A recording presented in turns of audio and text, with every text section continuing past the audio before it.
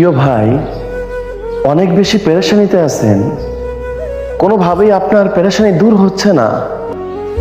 মহান আল্লাহ রাব্বুল আলামিনের গুণবাচক এই দুইটি নাম পড়ুন, ইনশাআল্লাহ সাথে সাথে আপনার পেরেশানি দূর হয়ে যাবে।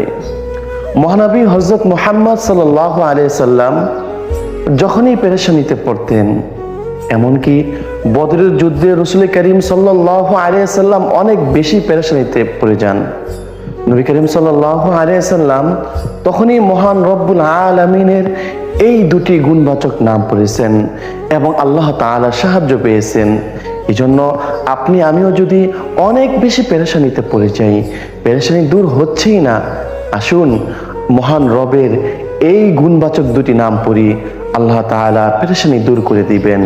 ইয়া হাইয়্যু ইয়া কাইয়্যুম বিরহমাতিকা আস্তাগীস। ইয়া